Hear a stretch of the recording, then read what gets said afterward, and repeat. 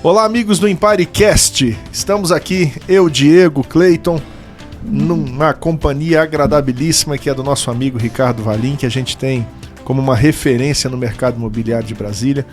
Diego, fala um pouco do nosso convidado aí e já diz para nós o que nós podemos esperar desse programa de hoje, que eu estou com muita expectativa para ele. Pois é, Cleiton, Éder, a gente faz isso com tanto amor, né? Virou parte da nossa rotina. E hoje é um dia muito especial, porque o Valim é uma referência para todos nós e especial para mim, porque eu tenho o privilégio de chamá-lo de amigo, né? Ele nos tem orientado aí com a sua vivência. Ele é muito jovem, começou muito cedo, é precoce. A gente frequenta o mesmo cabeleireiro, mas para mim o Valim, ele é sem dúvida um referencial para qualquer profissional de obstinação, de determinação e sobretudo de caráter. É um grande caráter na nossa profissão e é bonito como ele fala da profissão e ele já está formando outras gerações. Então, assim, é muito bom ter o Valim aqui, não só para falar para outros corretores, mas para falar para quem investe no mercado imobiliário, porque ele é testemunho de que esse mercado é próspero, porque ele também é um grande investidor e a gente vai falar sobre isso aí. É isso aí, Ricardo, porque o nosso objetivo aqui é falar para Brasília, para o Brasil inteiro, enfim, para onde chegar este programa, de que investir em imóvel é algo que traz felicidade para as famílias.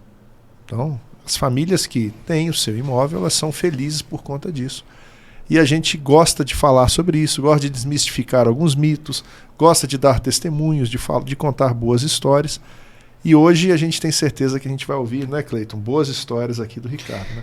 Sim, eu quero iniciar essa conversa porque a minha história, meu início de profissão como corretor de imóveis, há aproximadamente 32 anos atrás, começou em uma empresa que leva um nome muito importante na minha vida, que é a Know-How, Empreendimentos Imobiliários. Por conta da vida, né, eu cheguei lá, o senhor já não estava mais lá, Ricardo. Ricardo, quem é o Ricardo Valim? Como tudo começou? E fala um pouco pra gente desse mercado maravilhoso aí, pra gente iniciar esse bate-papo. Olá, obrigado, Diego. Obrigado aí ao convite de participar aqui para dividir um pouco do conhecimento aí dos anos, né? Então, eu comecei na corretagem também há alguns anos, né? Não que eu seja muito velho, como diz o Diego, comecei mais velho um pouco, mas eu comecei, bem na verdade, eu comecei a corretagem imobiliária numa imobiliária que chamava Dávila Imóveis. A Dávila. Que existiu lá no centro de Taguatinga, da dona Ana Dávila, né? E antes disso, eu era borracheiro até, a verdade, antes disso. Eu não era do mercado imobiliário, eu tinha uma borracharia lá no Cruzeiro. E na época, né, nessa época em 86, o governo era o Sarney, a política estava meia bagunçada, a inflação muito alta, né? Então tinha muita gente que preferia vender os imóveis e aplicar num overnight que tinha na época, que era diário, né? Você trocava num papel o seu dinheiro e rendia 100% no mês. O mercado naquela época era muito diferente do mercado de hoje, né? Mas a garantia sempre teve no imóvel. Quem apostou naquele tempo e até hoje em imóvel, né? Em imóvel, né? A história está aí para contar quem ficou com a grana e quem ficou com os imóveis, né? Então, de lá para cá, eu trabalhei lá com a Ana, ela que me inseriu nesse mercado imobiliário. Ela já até faleceu há um tempo, né? Grande pessoa, íntegra, honesta. E de lá eu saí, fui trabalhar com o Nelson, lá da Encol, não sei se vocês se lembram. Lembro. A Encol era uma empresa na época muito pujante, vendia muito lançamento, e eu vendi o terceiro da Encol, que o Nelson era o diretor de venda de uma equipe lá na Encol. E eu comecei a vender o terceiro da Encol, e a Encol também não tinha muito como dar certo, eu imagino, que ela pegava o terceiro, vamos dizer, por 1 milhão, mandava vender por 700. E aí vendia do dia para a noite. Impressionante. Então fiz várias vendas da Encol nesse padrão de perca, né? Dizendo eles na época que recuperavam lá na obra e tal. Não sei se o doutor Paulo lá, doutor Pedro, né? Doutor Pedro Paulo. Pelo Paulo tinha esse conhecimento, né? Mas era assim lá no mercado. Né? O mercado não era muito controlado, nós éramos poucos corretores. E da Encol eu saí, lá do Nelson eu saí, fui trabalhar na Know-How Imobiliária antiga, que era do Ricardo Martins. E do Antônio Neto. Antônio Neto. Ela até teve semana passada comigo lá. E eu trabalhei lá com eles de gerente. Nós chegamos a ter lá na Know-How antiga 4 lojas, uma no Plano e 3 em Taguatinga, na Comercial Norte e Sul. E eu fui gerente deles, toquei tinha equipe de 130 corretor. Sim. Né? Que loucura. De 2 turnos. Uma escola. Uma escola. Uma escola, né? Então, eu como vim de uma família humilde, mas meu pai era vendedor.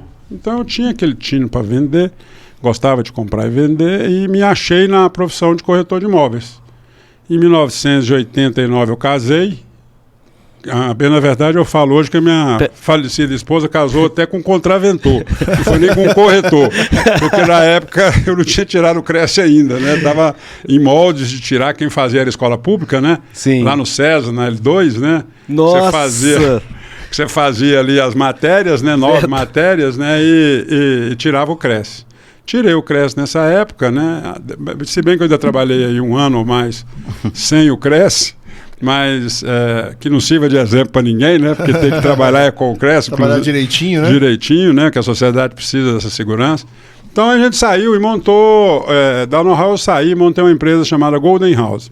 Ok. Nossa concorrente direta. Direta da Know-How que ficou atrás, né? Com o Ricardo, saí de lá com grandes amigos, que é o Ricardo e o Toninho. E casado de novo, né, na profissão, e fui tocar a vida no imóvel de terceiro lá na Golden House.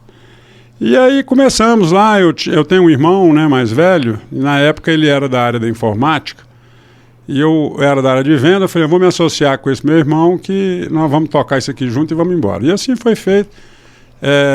O lote terreno era nosso, né, eu fiz o prédio lá nessa época, em 1989, eu acho. E passamos para dentro, fomos trabalhar, desbravar o mercado. Né? O mercado de 32 anos atrás. Hoje eu vejo essa garotada reclamando desse mercado nosso. Né? Hoje o mercado é fácil. Difícil era naquele tempo, você com pouca informação, pouca ferramenta, Exato. Pouco conhecimento, pouco treinamento, né? Dificuldade de locomoção imensa. Né? Inclusive, eu não sei se foi cortando, mas para complementar, você falou pouco treinamento. Quem foi que implantou aquele treinamento na Know-How, que era a gente fazia aquela chamada sabatina lá, eu cheguei, tinha um treinamento lá que se você errasse uma vírgula, tu perdia o plantão do mês inteiro. Ali era o seguinte, esse meu irmão que veio a ser meu sócio lá na Know-How, Humberto, ele era um cara ele trabalhou na Know-How desenvolvendo um sistema que você pegou lá de vendas, que era uma listagem eletrônica, sim, né? Sim. Mas na época era uma coisa fantástica, porque a pessoa andava com listagem de mão, com jornal embaixo do braço, né? O meio de comunicação era o Correio Brasiliense. Era aquela impressora matricial. Então, Humberto, na época, desenvolveu algumas técnicas e deixou pronta lá na Know-How antiga. E o Ricardo, que era o mais antenado, levou isso para adiante, para frente, né? Fazer o treinamento com quem entrasse na Know-How. Porque eu fiz muito treinamento lá na Know-How. Muito, demais da conta, né? Hoje tenho grandes amigos aí. Entendi. Agora, como que foi essa transição aí? Eu sou dono de borracharia e vou virar corretor. Qual foi o... Que dia que você furou o pneu? Qual foi Essa é a pergunta do milhão, né? Do milhão, pois é. Então, eu trabalhava nessa borracharia, que era própria, e vendia pneu de carro. Na época não tinha essa fartura de pneu. Hoje vendia muito pneu frisado, pneu remendado. E eu faturava assim, vamos fazer uma conta hoje de padeiro, algo em torno por mês de R$3.000. No dia que eu conheci essa Ana Dávila, ela me falou desse mercado imobiliário e eu fiquei muito antenado naquilo. E um dia ela me chamou para mostrar um lote lá na QNG, não me lembro qual a QNG, mas a QNG estava em expansão, aqueles barracos, fazendo de madeira, né? Era o investimento do momento, né? Lá na época, para fazer renda num lote daquele da QNG. E ela me chamou para vender um negócio lá e vendeu um terreno lá. E na época o cara pagou numa sacola de dinheiro.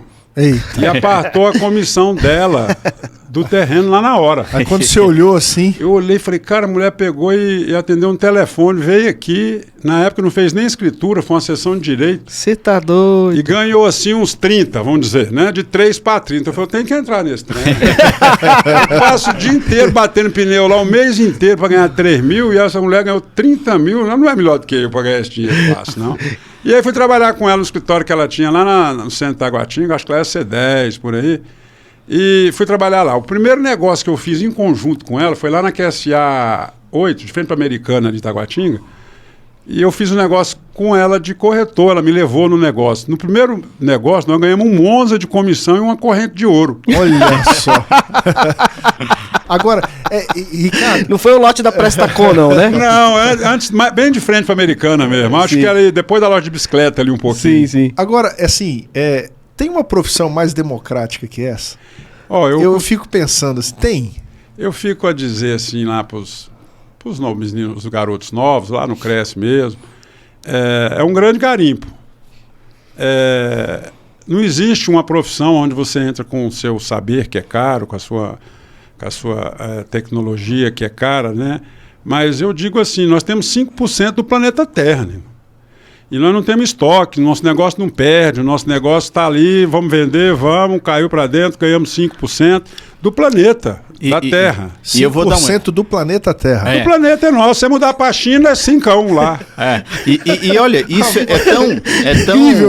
é tão verdadeiro, porque a gente no COFES fez um observatório do ticket médio de honorários no mundo. E, pasmem, é aproximadamente 5% no planeta. Digo. E tem outra coisa que eu sempre falo pro Valim, e eu conheço o Valim já há alguns anos, a gente está mais próximo dos últimos anos, por estar lá na diretoria do conselho, que é o grau do ultra especialista. O Valim, embora pudesse ter sede em qualquer lugar de Brasília, porque ele tem VGV para isso, ele tem capacidade financeira para isso, ele elegeu um lugar para dominar. Ele faz negócio em Brasília inteiro, mas ele é autoridade numa região. Então, a força do Valim está no ultra especialista. Diego, é o seguinte, eu quero agradecer você por ter chamado o Valim aqui, porque eu tenho certeza que esse programa vai ficar curto, porque tem muita pergunta. Valim, os insights... Ele vem outras vezes, né? Os insights... vamos fazer Valim, por parte. Ricardo, os insights de um pioneiro igual você são incríveis. Veja bem, você que está assistindo aqui o Emparicast. Você tem uma oportunidade de ouro hoje de absorver entendimento e conhecimento como ninguém. E você tem que aproveitar, curta o nosso perfil, compartilhe, comente, fale o que você acha desse mercado, quais são as suas desconfianças, quais são as coisas boas que você vê, as ruins também, e fale um pouco do que você acha do mercado, mas antes de tudo, eu gostaria que você apertasse o joinha, seguisse a gente e aperte no sininho para poder acompanhar o nosso programa. Mas, Valim, 5% do mundo? Do mundo, planeta Terra. Onde você for com a sua maleta, que é a sua cabeça, né? Seu conhecimento, vai embora. Adapta seu Cresce aonde você chegar, se for na América, se for na Europa, no Japão ou na China, se associa a um corretor ou uma empresa do local para você fazer um estágio lá rápido e começa a ganhar 5% do resto da Terra. Sabe por que eu estava falando da democracia, né? A gente tinha pessoas de pouco grau de instrução na nossa equipe. Tinha uma médica que tinha se afastado da medicina, dentro de uma equipe só. Tinha uma que foi gerente de banco até a aposentadoria e depois ela... Então, assim... Professoras, né? E idades variadas, você tinha jovem e tinha o mais experiente. Então, quer dizer, todo mundo compartilhando o mesmo ambiente, todo mundo sendo autoridade, porque aquela turma lá que a gente tinha... Me refiro a uma equipe que tinha na Via Engenharia. Todo mundo ali tinha autoridade, dominava o que fazia. Eu digo que tinha uma unidade na diversidade. Todo mundo era diverso ali, né? Mas falava a mesma coisa, tinha o mesmo entendimento de mercado. Então eu acho que esse mercado nosso ele é tremendo, ele é fantástico. Agora, o que você acha que mudou ao longo do tempo? Como é que era ser um corretor de imóvel quando você começou e o que é o corretor de imóveis hoje? Mudou alguma coisa ou não mudou? Ou é a mesma coisa? Veja, quando nós começamos essa jornada, o que mudou para cá de fato foi o conhecimento. Conhecimento, a tecnologia da informação e o que muda constantemente é o saber. Os imóveis, eu vendi muito, por exemplo, a maioria das projeções de Itaguatinga, que hoje estão edificadas já há 20 anos, eu vendi tudo. Elas acabaram, em Itaguatinga tem poucas, mas em Águas Claras nasceram outras, que eu também vendi, dezenas delas. Está nascendo lá na área do Dr. Diego, perto do Santa Mônica, lá em cima, várias áreas novas para se edificar. O que ocorre? Hoje o corretor, o novo, eu tenho falado isso quando forma corretor novo lá no CRES, tem muito corretor que está trabalhando pelo dia. Quer ganhar o almoço, amanhã se aparecer uma vaca para ele vender, ele vende, larga a corretagem, ele não cria uma carteira de cliente, ele não cria uma expertise naquele setor, ele não se estabelece numa equipe que tenha poder de conexão para ele poder desenvolver o trabalho dele e focar naquilo que ele é. Se assumir como corretor de imóveis. Por incrível que pareça, né, antigamente, no nosso tempo lá, ser corretor de imóveis era um negócio elegante. Hoje tem gente que tem vergonha de falar que é corretor, porque o mercado ficou tão aberto a todo tipo de intempéries, de gente de toda sorte trabalhando nele, que hoje você conta no dedo dentro do Distrito Federal qual é os corretor que despontou, que fez história com a corretagem de imóveis. É verdade o que você está falando. Né? O corretor ele não firmou. Lá no CRES tem uns números exorbitantes. Nós somos 30 mil corretor inscritos. Muita gente. Dos quais 16 estão ativos. Dos quais 8 pagam. Nossa. 8 mil pagam. Então, além do cara não ter esse compromisso com a categoria que ele tem que honrar, né? Porque se ele fosse médico, tinha que ser o CRM.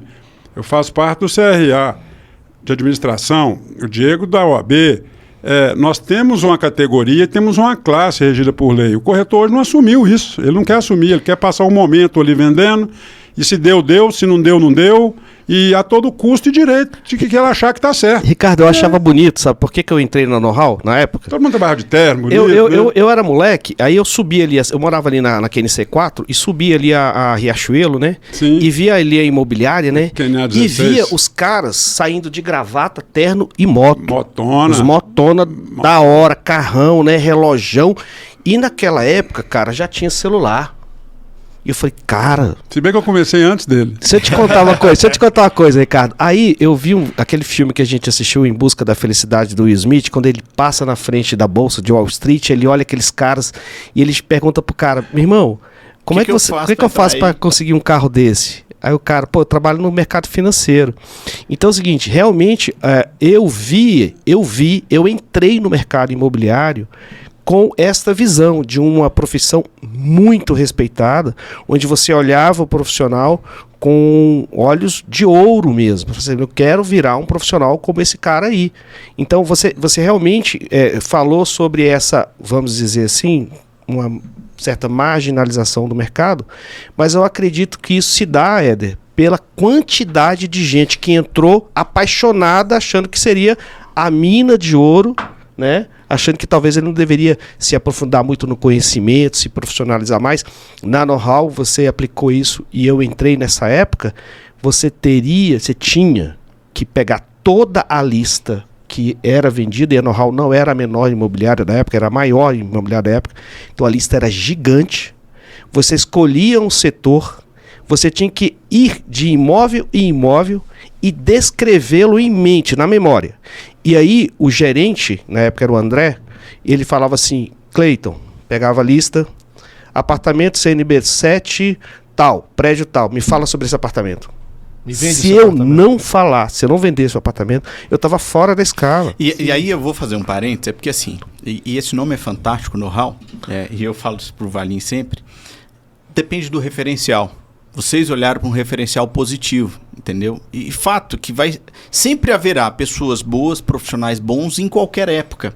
Tem gente que tem medo aí do ChatGPT, de não sei o quê, de acabar com a profissão. Não, sempre haverá lugar para os melhores. Do mesmo jeito que tinha Know-How que era referência, tinha outras tantas que não eram referência. A gente sabe aqui, tinha gente que tinha escritório, dava fraude para corretor, para cliente, pegava procuração de cliente, vendia um imóvel, tomava um imóvel. Sempre haverá espaço para os bons e sempre terão os ruins. O que tem mudado hoje é assim, a democratização do conhecimento. Antigamente, você tinha uma informação sozinho. O Valim faz muita incorporação. Ele auxiliou grandes construtores aqui em Brasília, viabilizou vários empreendimentos. A gente até pode falar um pouco disso, porque ele não tem vergonha de ser próspero, porque Deus abençoou a vida dele. A informação era muito restrita. Hoje, para vender uma incorporação, está aberto. Você faz um curso no YouTube. Só que você não Na tem 25 de março também, né? É, O problema só que é que eu estou você fazendo não... boqueta por aí. Só que você não tem autoridade e lugar de fala, você não tem história. Então eu acho muito bonito quando você tem alguém que trilhou todos os caminhos. Então a grande diferença hoje não basta ter apenas o conhecimento, precisa ter a autoridade com o conhecimento. Interessante. O Diego falou de ultra especialista e tudo mais. Fala um pouquinho da know-how hoje. O que é a know-how? O que ela faz? Como é que ela está situada no mercado? O que o cliente pode esperar da know-how? A know-how vem se destacando, igual o Diego falou, nós especializamos no mercado que nós nascemos. Então nós dominamos ele, né, de A a Z no sentido da locação. Hoje a know-how é uma grande administradora de imóveis, administra na casa dos milhares de imóveis de locação. A venda, o que nós fizemos? Nós tivemos por vários processos na know-how. Com muito conhecimento, com pouco conhecimento, com corretores experientes, com corretores não experientes, com corretores estagiários, com corretores para ser formados. E nós vislumbramos aí para trás um tempo que não adianta você hoje pegar um corretor viciado, trazer ele para dentro de uma estrutura que preza pela integridade, pela marca, e deixar ele solto na rua fazendo o que queria. Então, o que ele bem queira, né? A know-how se posicionou em ter menos pessoas na área da venda do terceiro, mas as vendas que nós temos são pessoas treinadas por nós. Ele nasce dentro da know-how, forma dentro da know-how. Nós temos um diretor hoje lá, que já é a segunda geração minha, um filho, chama Ricardo Valim Filho também. Ele se especializou em algumas áreas das vendas pelo Brasil e ele aplica esse conhecimento de coaching e tratamento com o cliente, psicologia, em todos que entram na empresa. Antes dele virar corretor, a gente já sabe se ele vai ser um corretor ou ele não vai ser um corretor. Interessante. Então, nós não perdemos muito tempo com eles e nem eles conosco. A nossa equipe hoje é formada com menos pessoas, mas mais conhecimento. Hoje você liga na know-how, nós temos os imóveis que nós trabalhamos são exclusivos. Nós fazemos um tratamento documental nele no departamento jurídico, de catar o que tiver no imóvel antes dele passar para venda. Depois ele passa para um departamento de marketing. Depois que ele sai do departamento de marketing, faz uma reunião com essa galera põe para vender, sabe o que está fazendo. Sabe o que está vendendo, sabe a metragem, conhece o imóvel. Hoje a gente está assim, numa escala de locação alta, porque nós já somos antigos e nós locamos e deslocamos por mês 70, 80 imóveis todo mês. Olha só.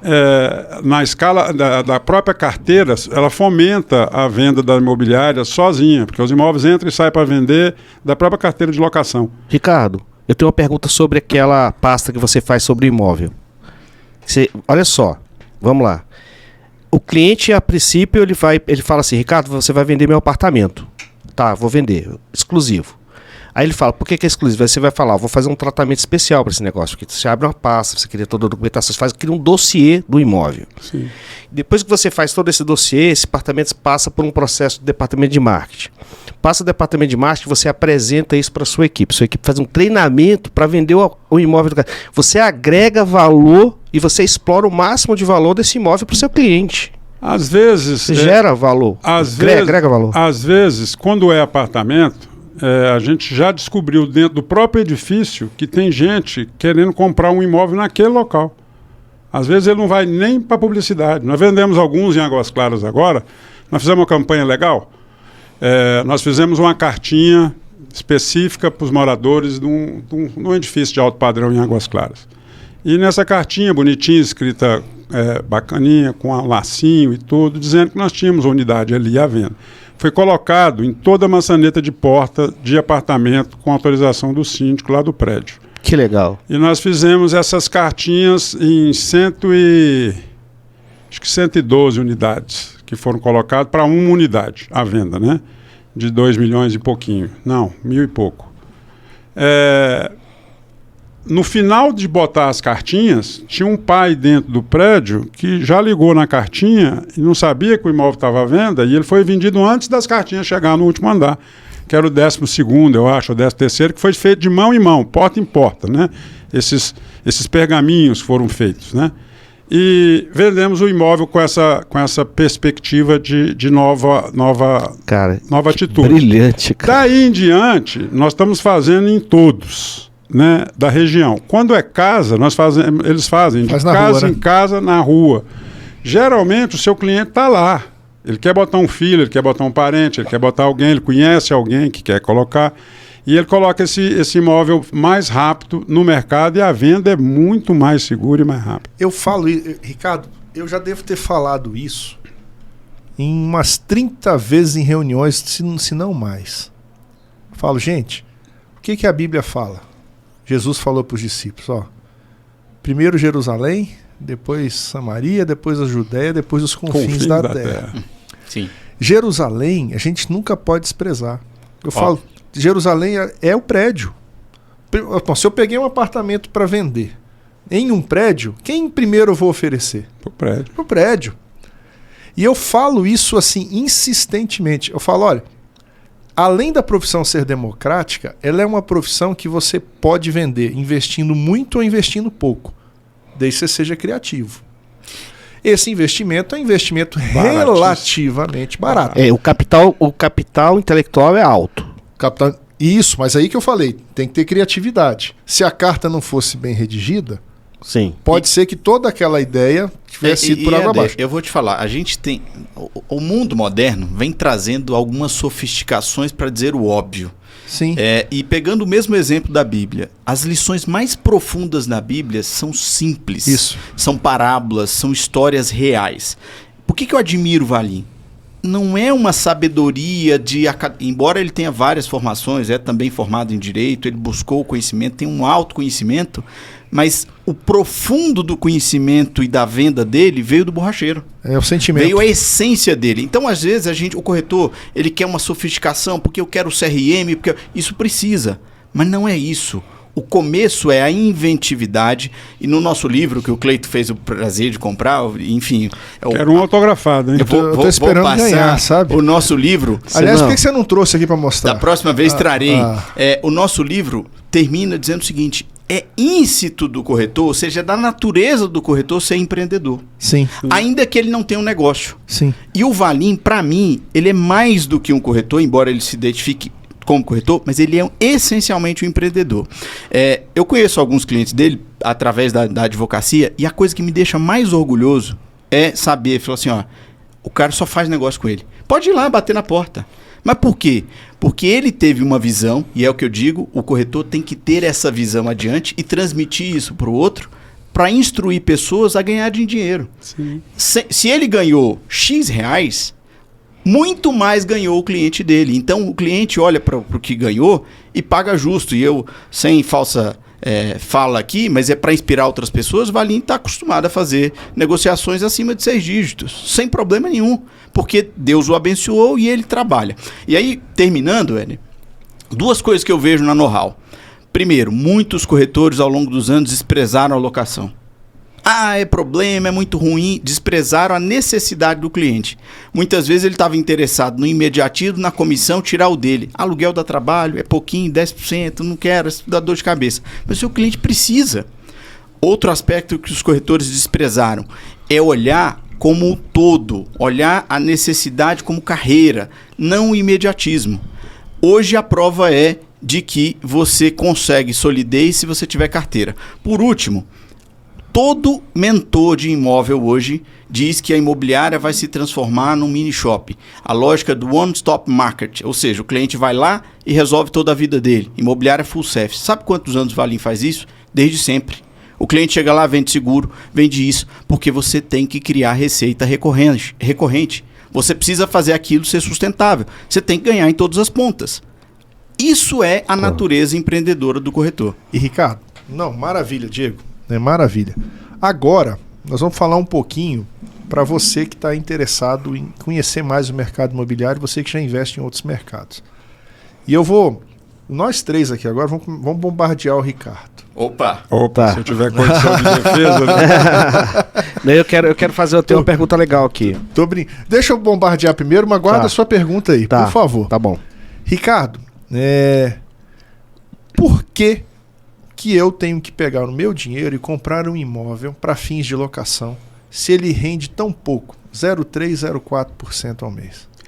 Bom, aí uma que é de foro pessoal, né? Mas eu vou te afirmar, defendendo o meu peixe, que eu preciso vender um imóvel para você. O imóvel, ao longo dos anos, dos séculos, no mundo, você nunca perdeu dinheiro com ele. Você pode comprar um imóvel hoje, Brasília é uma criança, mas São Paulo, que já está sedimentado, Rio de Janeiro, Belo Horizonte, você pode comprar um imóvel deslocado do centro nervoso, que a sua geração futura vai ficar rica com ele. Algo vai passar em cima desse terreno que os seus filhos ou netos vão ficar milionários em cima dele. O imóvel tem uma particularidade. Eu costumo dizer que, eu não bebo, né? Tem uma palavra chula. O dinheiro do aluguel, fora os investidores grandes, é o dinheiro do uísque. O seu dinheiro mesmo está rendendo, o arroz e o feijão, está rendendo dentro da escritura. Quantos governos já passaram, né? Que a gente já pegou alguns. Eu tenho imóvel comprado em Águas Claras.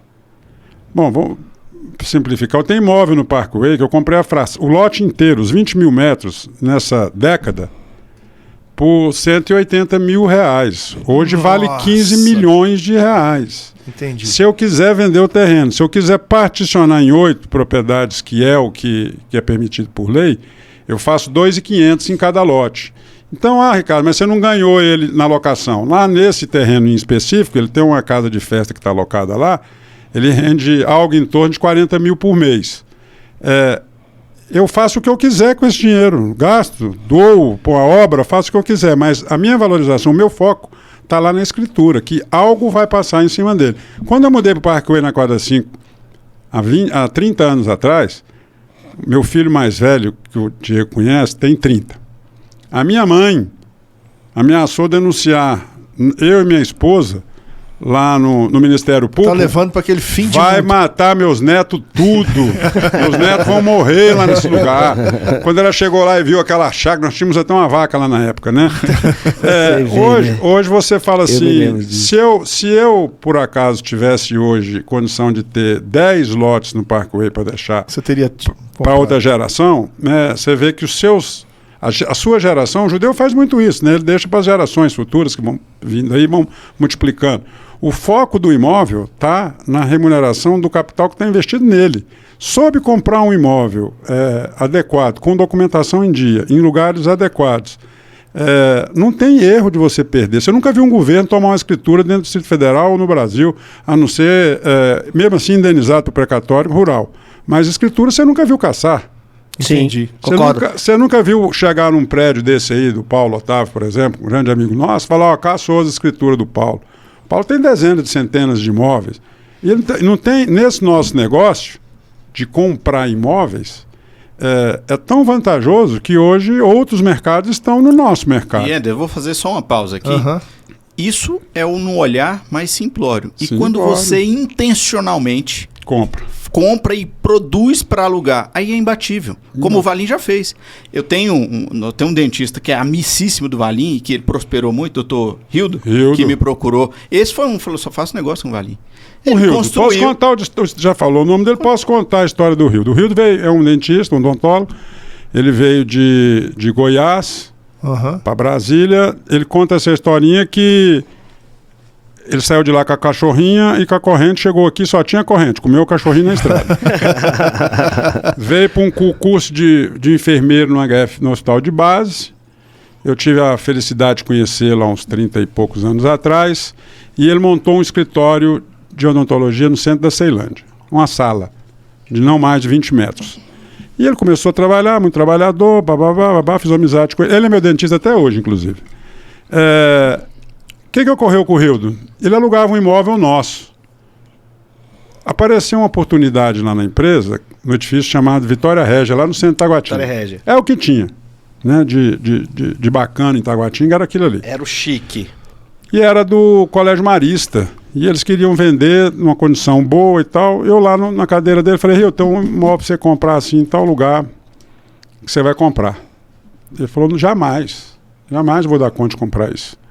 Eu falei, mas você vai comprar, eu vou conseguir que você compre lá em 12 vezes Nós vamos vender esse apartamento que você tem de 2 quartos lá em Taguatinga, vamos dar de entrada, você vai pagar em 12 vezes ele. A esposa dele entrou, viu, falou, é mesmo, nós vamos comprar. Comprou, passou para dentro, quitou, teve que abrir mão, lógico, de várias coisas na vida para comprar e pagar, comprou, pagou. Ficou feliz da vida. Quando foi lançar, lá, o Jamil foi lançar lá em Águas Claras o Mansão do Parque, apartamento hoje de 3 milhões de reais. Por aí. Uhum. Falei, Rildão, você vai morar lá? Falou, não vou não. Eu falei, eu tenho uma unidade lá, eu tenho 2 unidades lá. Eu vou te vender uma e você vai me pagar a minha parte do jeito que você puder e vai assumir na construtora com o Jamil o restante até entregar a obra. Ele acabou a obra pagando a construtora, me pagou, reformou o apartamento e está morando lá. Tá vendo? E aí você vê como... Aonde ele trabalha hoje, eu vendi um lote para ele e ele investiu, o prédio é dele. Entendi. Ali no centro da Ceilândia. Aí uma pessoa dessa vai esquecer, sempre digo, o corretor é um fomentador de prosperidade. Por que tem corretor e eu falo isso? Você está reclamando da anuidade, você está chorando. Ninguém vende prosperidade mentalizando miséria. Se você reclama de tudo, se você reclama da anuidade, se você reclama do custo de tudo, se você reclama do governo, se você reclama disso, do juro, da inflação, você está mentalizando miséria. O corretor navega num rio de água doce e reclama de sede. Você passou na primeira pergunta. Parabéns. Pode mandar as outras. Vamos lá. Vai pensando aí, Cleito. Vamos. Eu já tô com a pergunta. Agora. Se você deixar eu perguntar, eu faço agora. Não, então por favor. Não, por favor. Tem um assunto que eu vou falar com ele que não tem nada a ver com imóvel. Olha só. Vai lá, pergunta seguinte, lá. O corretor de imóveis, ele transita no mercado próspero e extremamente rentável. Mas em todas as funções que um profissional for efetivar o seu trabalho, ele precisa principalmente, né, de respeitar a profissão dele, ele tem que entender que ele é aquilo que ele faz, amar aquilo que ele faz, e o princípio do respeito por essa profissão é honrar o CRES, pagar sua prestação em dia, se especializar, melhorar a sua qualificação profissional e, acima de tudo, ser um otimista. Porque se você não for otimista, como você vai convencer o seu cliente de que aquilo que você está vendendo vai render? Nós tivemos aqui o nosso convidado falando agora que o dinheiro e a rentabilidade, ela não está em outras coisas a não ser na própria escritura pública. E o tempo vai revelar a solidez daquele investimento. Pensando nisso, Ricardo, todos nós aqui já tivemos essa experiência e geralmente a profissão ela dá alguns baques na gente, algumas crises e geralmente está ligado, Diego, até a questões psicológicas, né, problemas emocionais. E aí o cara tropeça e não continua, né? Ou ele desiste ou por um tempo ele para. Dentro desse pensamento, desse raciocínio, quantas vezes dentro deste mercado você já teve prestes a desistir, ou qual foi, ou se você não desistiu, o que foi que te impulsionou para manter o foco e continuar até hoje no mercado e prosperar como você prospera? Então, graças a Deus eu nunca tive vontade de desistir. Sempre fui resiliente em todas as questões. Não que não tenha havido tempos difíceis. Houve vários tempos difíceis, ainda há tempos difíceis, desafiadores, vamos dizer assim. Meu pai, quando era vivo, ele falou assim: meu filho, tem 2 coisas na terra que vai gerar muita prosperidade. Eu falei: diga, pai. Ele falou: quem vender qualquer coisa que insira água vai ser próspero. E todo mundo que comprar ou vender imóveis para a humanidade vai ser próspero. Eu peguei aquilo, falei: meu pai tem razão, o povo tem que morar, não tem colônia de gente morando em pé no meio da rua, não tem nada. E eu vi a oportunidade nessa vez com a dona Ana Dávila, falei: é por aí. Mas voltando no foco da sua pergunta, hoje não, né, nos tempos, o corretor de imóveis em si, isso que nós estamos falando deles aqui, de nós, ele desiste porque ele vê a possibilidade de um sonho ser realizado. Só que ele não corre atrás do sonho dele. Ele acha que ele vai pegar o imóvel do Cleito, do Diego, vai anunciar no meio eletrônico e amanhã ele vai ganhar 100 mil, 200 de comissão. Aí amanhã ele pega de novo outro. Hoje eles estão brigando aí por portais, estão brigando por mensalidade do Cresce. Enquanto eles não entenderem que o negócio não está nos portais, está nele, que a publicidade é ele, o conhecimento é o corretor, o know-how que faz é o corretor que faz. Uma ideia dessa das cartinhas, qualquer corretor que tiver sem condição financeira de faz qualquer gráfico ele imprime a cartinha dele, eu tenho certeza que ele vende o empreendimento dele mais rápido que qualquer um que tiver na internet. Claro, vende mais ou vende menos? Não sei, não quero entrar nessa seara. Agora, o corretor de imóveis, a gente tem assistido aí nas décadas, ele pega uma comissão hoje de 100 mil... Torra 100, né? Ele vai embora, não, gasta 200. Né? Foi igual aquela música, o cartão tem 100 de crédito, eu tenho mais 100, então eu tenho 200. E vai embora para a praia, vai embora. Um dia desse um corretor me ligou, pedindo 5 mil emprestado. Prestei, gente finíssima e tal. Passou uns 2 meses, ele foi lá me pagar os 5 mil, falou, eu ganhei 500 mil de comissão. Falei, e agora? Vamos botar a casa em ordem? Não, estou indo para Dubai. Foi para Dubai, cara. Eu vi as fotos dele no Instagram e tudo. Agora já está quebrado de novo. Quer dizer, ele tem competência para ganhar, ele sabe o que fazer, mas não sabe administrar. E nem prospera. Mas aí você não prospera com isso. Mas você tem um profissional hoje dentro da sua empresa, que o nome dele é Ricardo Valim Filho, que ele tem hoje uma formação que faz justamente essa mudança de chave no pensamento do corretor, né? Pelo menos nos últimos 5 anos, nosso lá não foi ainda para Dubai, não. Vai para Pirinópolis, aqui perto. Mas nós temos lá um curso de coaching para eles e de psicologia, para eles poderem entender o que fazer com a grana. Entendi. Porque ter a grana... mesmo porque hoje a gente só paga a grana para o corretor quando registra o imóvel como preceitua a lei. Sim. Registrou, nós recebemos uma comissão, pagamos o corretor. Para acabar com a agonia de não faço, deixa para fazer. Uhum. Então ele recebe, né? A média de um corretor nosso lá, ontem eu até peguei um dia desse a média, eles ganham em média por mês de 30 a 40 mil. Não é um mau salário para um corretor que ganha, tem um segundo grau. Tem uns que são formados. Sim, né? Não é uma média ruim para um corretor em 12 meses ele ganhar essa média de 40. Agora, eles estão fixos na ideia da prosperidade, que eu passo para eles direto isso. Eu era um cara até alguns anos atrás, igual você falou sobre os carros lá que tinha na antiga Know-how. Eu era fascinado com aqueles carros. Em 86, quando o Sarney era presidente, só tinha 2 Opala Diplomata prata dentro do Distrito Federal, o meu e o dele. Em 86, o do presidente era muito próximo. E o meu. Quando o Collor foi presidente da República, tinha 2 jet ski no Brasil, igual aquele modelo TS 550. O Collor tinha um e eu tinha outro. Eles já tinham lancha na época. Nós já tínhamos lancha. E eu era corretor. Por que, Ricardo, que você precisava desse jet? Eu precisava chegar na casa dos ricos. Pela água era mais fácil de chegar. Olha só. Eu ia de jet para casa dos ricos. Pega a visão. Para poder vender. E conheci pessoas nesse negócio, porque no mundo dos carros esportivos, de barco, de lancha, todo mundo igual. Gente, não tem um mais rico do que o menos rico, é tudo rico. Então eu estou sempre no meio deles fazendo negócio. Gente, deixa eu falar uma coisa para você que está assistindo aqui o programa com o Ricardo Valim, esse bate-papo maravilhoso, que é o seguinte: invista em lancha, jet ski, porque talvez, dependendo de onde você mora, você vai chegar mais perto do seu cliente-chave. Invista na sua profissão. Mas ele te recebe. Ele te recebe. Claro que recebe. Agora, Ricardo, naquela época, as comissões e as cotações e as avaliações, quando eu olhei a tabela, nas outras imobiliárias, eu trabalhei em uma pequena, que era da Maria, que era a Nova Morada, que eu entrei lá como captador, Maria, né? Saudosa Maria. Saudosa Maria. E depois que eu fui para Know-how, né?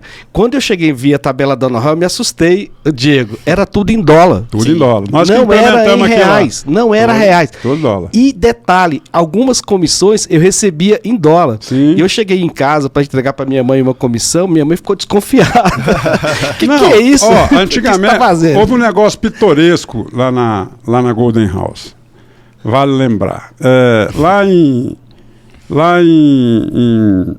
2000 alguma coisinha no começo, tinha não era 2000 não, era 90 e 97, 98. Os carros importados eram proibidos no Brasil, o Collor entrou, liberou. E tinha um cara lá em Lusiânia, político, chamado Edmar Braz. Ele tinha uma Mercedes SLE, grandona, linda, azul. E eu falei, eu vou comprar aquela Mercedes daquele cara. Aí comprei a Mercedes do cidadão com muito custo, juntei até o cofre quebrei o cofre do menino, né? Comprei a Mercedes, levei lá para a porta da loja. Naquele tempo, na década de 90, você externalizar sinal de riqueza era um negócio assim, ou era traficante, ou era, lá na Know-how antiga era, todo mundo falava, chegava a falar isso, esse povo mexe com droga. Sim. Mas não mexia com dinheiro, com imóvel. Entendi. Quando eu comprei essa Mercedes lá na Golden House já, chegou um dia lá na porta da loja, chegou lá 4 camburão da Polícia Federal. Com a intimação pro dono da Mercedes se apresentar na Polícia Federal com a 4ª via do carro. Antigamente tinha esse negócio de 4ª via dos carros importados. E fez aquele fuaco lá na porta da loja, né? Eu falei, ué, que merda é essa, né? E beleza, o cara entregou a intimação e eu fui lá na delegacia da Polícia Federal com a 4ª via do carro, o político lá que tinha compra, mostrei pro delegado e tal. Aí ele falou assim, você mexe com o quê? Eu falei, eu sou corretor de imóveis. Não, não é possível, olha a conversa do delegado. Olha não é só. possível que você é corretor de imóvel e tenha um veículo desse. Eu falei, por que não é possível? Eu trabalhei honradamente, juntei meu dinheiro e comprei um automóvel para carregar meus clientes para mim andar nele. Tem alguma irregularidade? Ele falou, nenhuma. Então eu falei, passe bem. Levantei, fui embora, larguei ele falando sozinho. Mas você não pegou o telefone dele não para vender um apartamento para ele depois? Hoje ele deve me conhecer por aí, né? Se estiver vivo, né? Mas eu quero dizer isso para os corretores. Tem corretor aí que tem condição de ter as coisas e não tem, por conta de que tem medo de investir, tem medo de... Inveja, né? Eu acho que primeiro a gente tem que ser feliz com o que a gente gosta, né? Tem que fazer sentido para você aquilo que você faz. Eu gosto de viajar, continuo gostando de automóveis esportivos, gosto de carro, eu gosto de academia, eu gosto de estudar, eu gosto de ler. Respeitado esses princípios, o corretor tem que se modernizar. Tem corretor aí que não tem condição, ele acha que não tem condição, começa por aí. Ele fala, não, eu não tenho essa condição. Sabe um curso que eu dei lá na imobiliária um dia desse? Eu mesmo dei. Tinha lá, acho que 10 ou 12 corretores. Eu falei, sábado vocês ficam todos programados, nós vamos fazer uma excursão. Eu peguei esses corretores, nós pusemos numa van, eu levei eles, combinei com o dono da concessionária BMW, que é meu amigo, falei, Conil, eu vou levar uma equipe de venda minha aí para desmistificar os bens de luxo que tem na sua concessionária. Cláudio Filho ativado. Levei ele lá, levei esses 12 corretores, eles andaram no carro da concessionária, entraram em todos eles, perguntaram os preços, foram nas bijuterias, ganharam uma camisa cada um lá da concessionária, desmistificou aquele meio. Aí eu falei para ele, toda semana eu quero que vocês vá em uma concessionária de importar de automóvel, moto ou lancha e venham me dar um feedback, o que vocês aprenderam lá. Tinha gente que não tinha ido nem no Iguatemi Shopping, falou, não é para mim entrar lá. O corretor. Quer dizer, ele não acredita nem no potencial dele de entrar num shopping de luxo, quiçá comprar um carro de luxo, porque ele acha que eles descobriram. Primeira coisa que eu achei fantástico, eles descobriram com a BMW 320 é quase o preço de um Toyota 0 km. Se eu ganhar essa comissão, eu vou comprar uma BMW, não vou comprar um Toyota. Quer dizer, já despertou a vontade dele de ir ao luxo e ter as coisas, ter condição de ter. Teve corretor lá na loja que saiu de BMW, de Mercedes, de vários... Já passou vários tipos de gente lá. E Ricardo, maravilha. Né? Deixa eu te fazer uma outra pergunta aqui. Se eu chego na tua loja hoje e falo, Ricardo, eu estou tirando essa locação daqui porque eu vou investir em Airbnb. O que você fala para ele? É um negócio interessante. Os dois. O imóvel de locação tradicional e o Airbnb. De conta que quem vai administrar o Airbnb detenha todo o know-how do processo, do começo ao fim. Não pode ele deixar para alguém administrar que não sabe, porque vai ocorrer uma coisa no meio do caminho que ele não está acostumado. A degradação do imóvel dele não está garantida por laudo de vistoria nenhum. Não tem uma imobiliária específica para garantir que ele vai receber o imóvel dele como ele deixou. Ele tem que incluir nesse valor a mais que ele está recebendo de locação mês, a degradação do imóvel dele, os impostos do imóvel dele que ele vai pagar, trocar o tradicional pelo novo. O novo é bom? É ótimo. Eu tenho Airbnb. e tem tradicional. Eu acho que são gestões diferentes. São negócios... Eu não administro Airbnb. Os meus imóveis que eu tenho de Airbnb, 4 só que eu tenho, pequenos imóveis, é um amigo que é especialista nisso, em Airbnb. Sim. E realmente o faturamento daquelas unidades é maior do que as que estão alocadas no prédio, no mesmo prédio, sem estar no Airbnb. Mas preocupações diferentes, são investimentos diferentes e riscos diferentes. Não que o tradicional também não tenha risco, é lógico que tem. É um segmento imobiliário diferente. É um segmento que tá em voga no mundo inteiro. Sim. Você vê, segura um pouquinho aí, Diego, mas você vê o que é a maturidade de um profissional que sabe o que está falando. Ele fala com autoridade e ele não precisa denegrir aquilo que de repente não é um foco da imobiliária dele, e muito pelo contrário, ele até experimenta essas novas questões para si, até para fazer um juízo de valor, para ver. Então, essas questões, sabe por quê, Ricardo? A gente aqui, essa é uma terceira pergunta que eu te faço, aquela com o intuito de... Hoje a gente escuta muito aquele que deveria ser um aliado nosso, que é o gerente de banco, que é o consultor financeiro, falando que o nosso mercado não é um mercado interessante de se investir. Agora você vai mexer com a onça agora. Não, ao passo de que as coisas podem caminhar juntas, né? Então, essa semana mesmo, uma cliente pediu para desaplicar 1 milhão porque ela vai fazer um aporte comprando uma cobertura ali na Zanorte. E o gerente falou, olha, não, você tem que vir aqui. Você precisa vir aqui porque eu não posso deixar você fazer uma loucura dessa. O que você responderia para essa pessoa? Quando ela dissesse para você que antes dela fechar, ela precisa passar lá no banco para bater um papo com o gerente dela, porque ele não pode deixar ela fazer essa loucura. Eu vejo assim, ocorre mesmo. Ocorre mesmo até com a gente próprio, quando vai fazer uma aplicação no imóvel, o próprio gerente, sabendo que você é dono de imobiliária, te faz as ofertas mirabolantes que compete a ele como gerente bater as metas deles. Eu entendo por essa parte que ele é um funcionário do banco, que tem que bater metas, correr os riscos deles, e eles têm essa, vamos dizer, entre aspas, obrigação de defender o dinheiro dentro do banco. Porque é bom pagar 1,5% agora, que está pagando aí acima de R$1 milhão, tem banco já pagando 1,5%. Mas eu pego o 1,5% e empresto a 14%, 15%, é ótimo, né? Para o banco, emprestar o meu dinheiro, né, a 14%, 15%.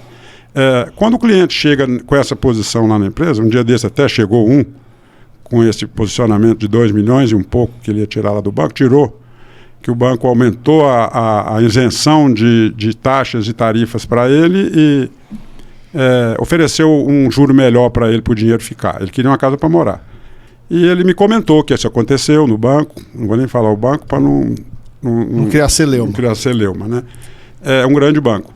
Eu falei para ele, doutor Humberto, é o seguinte, o senhor tem 2 opções para o senhor escolher. Ou o senhor vai viver no risco, ou o senhor vai viver no seu lar, com a sua família, na segurança determinada por a força de uma escritura legal e vai abandonar o risco financeiro que o senhor está inserido nele. Agora, se o senhor quiser ficar no risco, no momento, o imóvel que o senhor vai comprar não rende 1,5% de aluguel líquido se o senhor precisar dele para comer. Agora, se o senhor precisar dele para trazer felicidade, segurança para o seu investimento, para a sua família e gerações futuras, só tira do banco e bota no imóvel. É aquela questão da realização pessoal, né? Que você falou. Hoje em dia você tem que procurar muito atender, eu tenho batido muito nessa tecla. Você tem que procurar atender o que faz sentido para a pessoa. Porque não adianta você querer vender. Eu tenho clientes investidores aí, dezenas, vocês também têm. Para me convencer ele tirar lá de 1,5 para botar num negócio, tem que estar dando 3 aqui fora. Nós não vamos arrumar negócio de 3. Mas amanhã, quando a vaca for para o beijo financeira, ele vai bater na sua porta correndo. O que você tem, Vale, para me botar meu dinheiro? Entendi. Eu estou com um cliente que fez uma operação aí agora, um amigo, ele vendeu metade do negócio dele por R$500 milhões. A metade. Eu tive com ele sábado. Ele falou, Vale, eu não sei o que eu faço com esse tanto de dinheiro. Estou preocupado com esse dinheiro. Está rendendo 1,8% do dinheiro dele. E ele está preocupado em arrancar o dinheiro para tacar em escritura. E nós vamos arrancar todo ele do banco. Que ele quer pôr em escritura o dinheiro dele, porque ele não confia no mercado financeiro, na atual conjuntura, como está essa loucura financeira. E existem pessoas que a pessoa quer te meio que zombar, quer que você seja um mágico. vendo um imóvel para ele que dá a segurança financeira de rentabilidade para ele, numa escritura com a liquidez de um dinheiro em banco. Isso não existe. Então o que eu falo lá para os meninos? Fala a realidade, o que ele está trocando é a insegurança de um mercado que hoje está assim, amanhã pode não estar, essa gangorra pode virar, e na volta o imóvel já subiu, porque o imóvel também tem uma sensibilidade igualzinho ao dinheiro. Hoje ele está numa posição menos favorecida. Mas se amanhã sair uma notícia... Hoje cedo o Bolsonaro amanheceu com a Polícia Federal na porta da casa dele. Mudou o mercado financeiro, mudou um monte de coisa. Amanhã pode sair uma outra notícia às 6 horas da manhã... Que muda de novo. Pode quebrar um outro banco lá no seu... Aí o que vai acontecer com o telefone nosso que tem um contato de uma carteira maior? O que você tem acima de 100 milhões para me comprar agora? Agora não tem mais de 100, eu tenho de 120, 130, que aumentou do dia para a noite. Não, e assim, o ativo é muito alto. Então o percentual de variação é alto também. É alto. Qualquer pancada do imóvel sobe numa alavancagem total. O que eu digo é o seguinte, o dinheiro perde valor no tempo e no espaço. Isso é um fato. $1 milhão há X anos comprava determinadas coisas e hoje compra outras. Agora, com o imóvel, você tem a possibilidade, no Brasil, de obter crédito mais barato. Então, se você apertar e quiser liquidez, às vezes a solução não é vender. Às vezes é você fazer uma operação de home equity, segurar, alavancar. Nenhum outro ativo te permite alavancar. E tem um aspecto do crédito imobiliário, que nem sempre a pessoa tem aquele dinheiro. Quando a pessoa tem a dúvida se compra o imóvel, se aplica, ele normalmente não tem o dinheiro. Porque quem tem a liquidez e o dinheiro já sabe o caminho de se fazer dinheiro. Agora, o Cleito falou um negócio...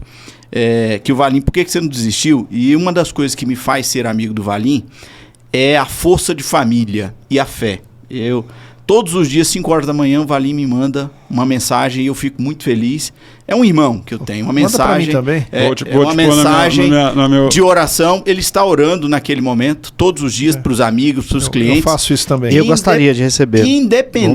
Independente de qualquer coisa, penso eu, e eu acho que é o que o Valim pensa também, a gente não desiste porque a gente tem por quem lutar. Tem fé. E para quem lutar. E eu digo mais, a gente tem por quem morrer. Você podia falar isso olhando pra câmera? Não, eu digo, a gente não desiste porque a gente tem por quem lutar, para quem lutar e para quem e por quem morrer. Então, eu quando olho para o Valim, eu olho para a família. Ele só pensa em família. O meu amigo e irmão teve a tristeza de perder a primeira esposa, foi uma grande companheira dele, aliás, a única, né? E seguiu. Mas ele não foi aí pro mundo, um homem bem-sucedido, poderia, né, dar uma de... Não, casou-se de novo. Então, para mim, a régua do sucesso é a família. Você pode ganhar qualquer coisa, qualquer dinheiro. Se você perder o seu seio e perder por quem lutar, não vale a pena. Então, ele é próspero porque tem propósito. E aí a família dele serve a outras famílias e etc. E eu cansei de ver, eu estou falando isso aqui como depoimento. O Valim realmente tem grandes clientes e grandes clientes leais. Não sai de lá. E a lealdade, aproveitando aqui o gancho, vem... Por que ela vem? Pela sua perseverança. Eu costumo dizer sempre também lá na empresa que o dinheiro é bom demais. Mas melhor do que o dinheiro é realizar o sonho da pessoa, a intenção da pessoa e fazer aquela pessoa ser próspera naquilo que ele está comprando. Ele volta para comprar de você. Exato. Eu tenho clientes japoneses que estão no Japão, tem cliente que estava agora na Ucrânia, voltou. Todo ano mandava recurso para dentro da imobiliária, para a gente comprar, escriturar, mandar filme, foto, alugar, sem ele nem ver. Porque o Brasil é barato. É barato. E a credibilidade que o corretor vai criando com o passar dos anos, ele sendo íntegro, fazer esse caminhozinho da escola certinho, o corretor tem várias responsabilidades. Não é só comprar no cartório, fazer escritura, registrou e acabou, não. Ele tem que dar conta do investimento do cidadão que está lá. Uma vez por ano, 2 vezes por ano, ele lá na casa daquele cliente, ver se aquela casa está bacana, se ele quer mudar, se ele quer ficar, se ele precisa de fazer uma reforma para você indicar alguém. E assim, sucessivamente, as pessoas vão te indicando. Não é nem modéstia à parte, nesse ano, o que eu tenho de bons imóveis para vender, que está faltando, inclusive, um apoio até do Diego para me ajudar a vender. Vamos lá. Alguns mais de vocês.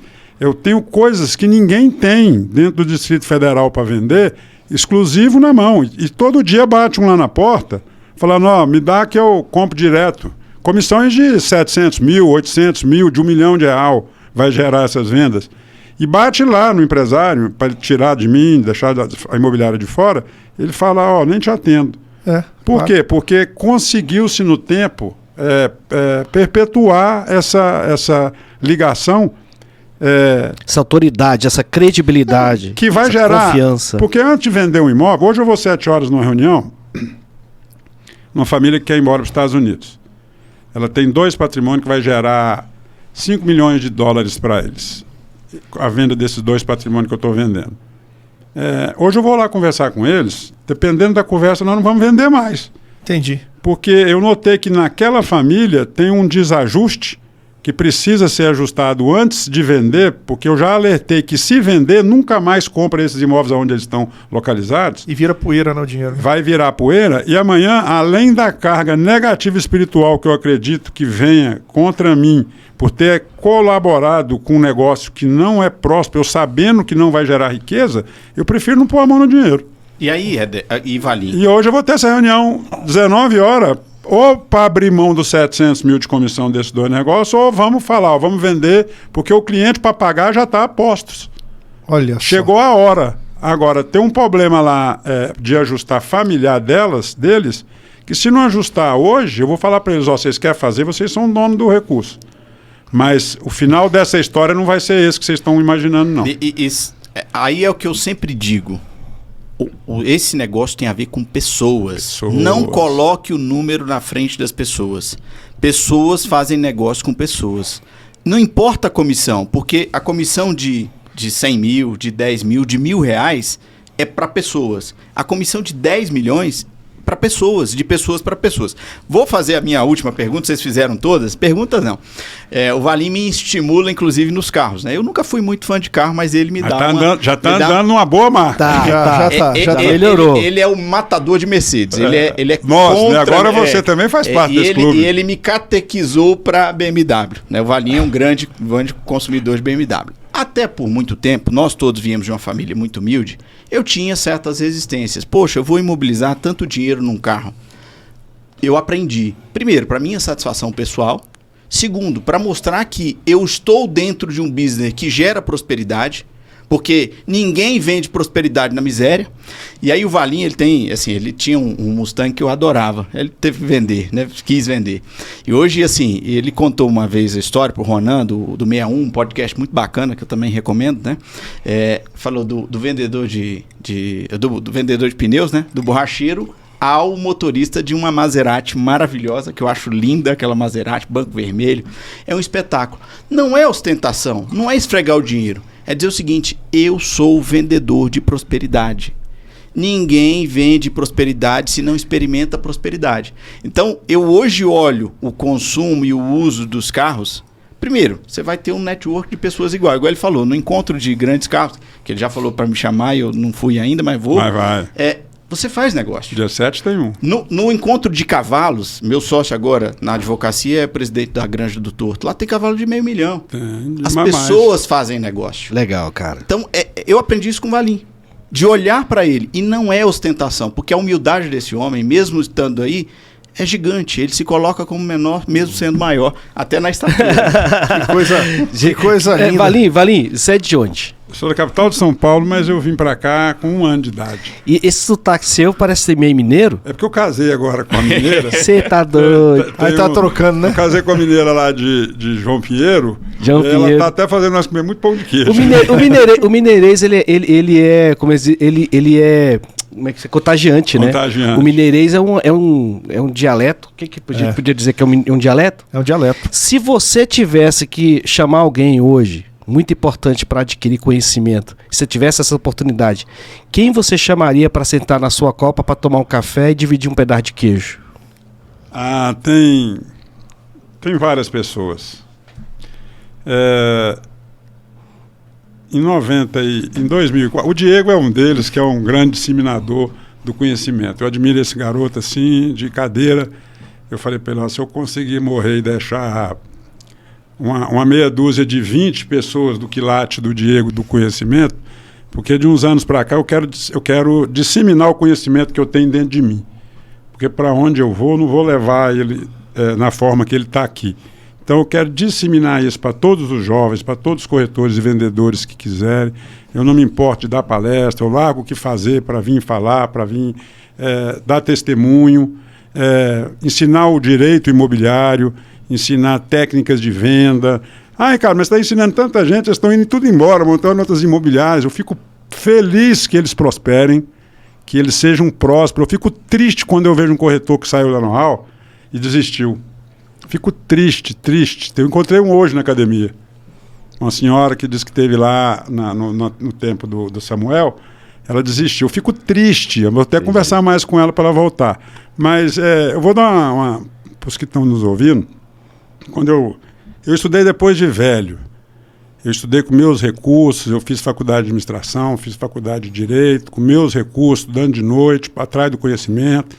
Aliei essas técnicas a técnicas de venda, fiz curso no mundo inteiro, conheço um punhado de países. Em 92 eu já estava nos Estados Unidos adquirindo conhecimento para trazer para nós da área imobiliária e consegui implantar no Brasil, em 92, o seguro da Porto Seguro, o seguro fiança, foi implantado conosco, nós fomos o polo aqui no Brasil.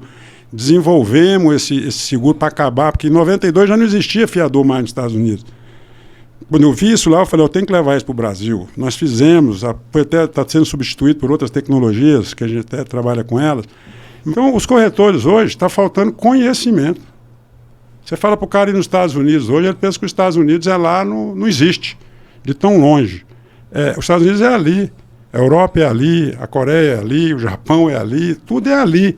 As pessoas, o Diego estava esses dias fazendo excursão lá em Nova York, para todo lado, eu garanto que ele foi em umas 10 imobiliárias lá. Certeza. Em 92, eu já andava atrás do conhecimento lá nos Estados Unidos, tive a chance de ficar lá em 92. Podia ter ficado lá nos Estados Unidos, fui convidado a ficar. Eu fui para um congresso lá de 40 dias em Miami, na época. Eu fui convidado por uma das maiores imobiliárias de lá, chama Alan Morris, existe até hoje. Quando eu estava lá era 4ª geração, já deve estar na 5ª. Eu fui convidado a ficar lá, devia ter ficado, tinha feito o meu patrimônio todinho que eu fiz aqui por 5 hoje, né, em dólar lá, né? E tinha deixado o meu país, resolvi voltar e ficar. Conhecer, poxa, não. Então, o que falta hoje no corretor? Perseverança, liderança, conhecimento financeiro, tanto para ele como do mercado. Não adianta você pegar uma comissão aí. Eu quando ganho uma comissão alta, sabe a primeira coisa que vem na minha cabeça? Comprar um imóvel. Primeira coisa que bate na minha cabeça é comprar um imóvel. Entendi. Ganhou uma comissão alta, o que você vai fazer com o dinheiro? Valinho, vou comprar um imóvel. Compro na hora. E continua a vida do mesmo jeito. Agora, os corretores querem para ontem. E hoje é uma briga danada, uma bateção de boca, porque para pagar o Cresce, de conta que o Cresce é uma coisa que está matando o cara, está defendendo o corretor. Eles não entendem o que é o Cresce. O corretor hoje não entende o que é o Cresce. Pois é. Gente, Ricardo, eu vou até pedir aqui ao Diego que coloque nos créditos desse programa o seguinte: Ricardo Valim 1. Sim. Porque eu estava com uma vontade muito grande de fazer algumas perguntas do lado assim da incorporação. Como que você convence um construtor? Como que você olha para um terreno e vê a vocação dele? Como que monta uma viabilidade? São muitas coisas que os nossos ouvintes querem saber. Mas vai ficar no próximo capítulo. Mas vai ficar para o próximo. Tá bom. Porque hoje a gente, para esse primeiro momento por aqui, e eu digo para você que nós recebemos convidados excepcionais aqui. Mas hoje eu saio com o meu coração assim renovado, com mais expectativas ainda positivas em relação ao futuro depois de te ouvir. Que bom.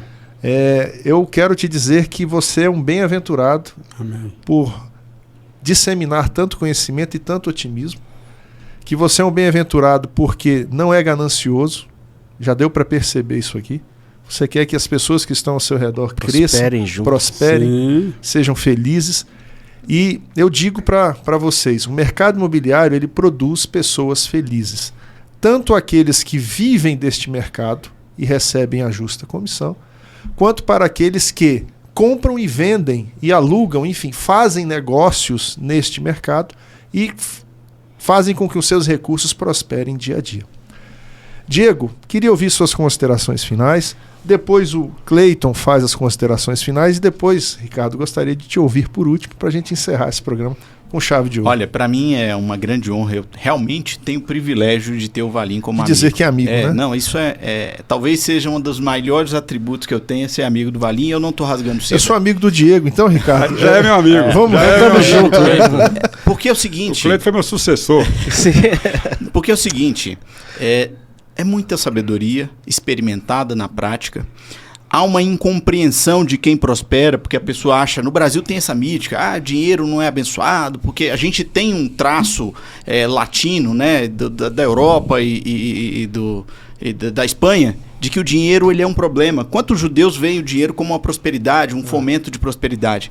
E eu vejo isso bonito. A prosperidade ajuda. Nós precisamos conversar sobre isso em off, fora das câmeras. A prosperidade ajuda as pessoas. Não há transformação de vida ou caridade maior do que gerar riqueza, porque riqueza gera riqueza. Mas independente disso, é um grande ser humano que me ensina com a serenidade, a sabedoria e a segurança, porque assim, já recusou diversos negócios porque não tinha certidão, porque não dava certo. Não é pelo dinheiro, é pelas pessoas e realmente é um grande profissional. E mais ainda, muita gente não encara essa profissão como carreira. Está aqui, mais de 30 anos, ininterruptos, no mesmo endereço, no mesmo lugar, na casa que pertenceu aos pais. Verdade. Está lá, um lugar fixado para atender outras famílias. Poderia colocar esse endereço lá na Península dos Ministros, o que quer que seja. Permaneceu com as raízes no mesmo lugar, sendo referência e transformando. Falo com alegria porque eu comecei nesse mercado do lado. Na QSA 11, com o doutor Venefredo Vilar, um grande homem também, que se trilhou outros caminhos. Então, assim, repito, esse mercado não tem a ver com tijolo e cimento. Esse mercado é um mercado de carne e osso, sonhos, propósitos. É isso, meu irmão. Diegão, Cleiton.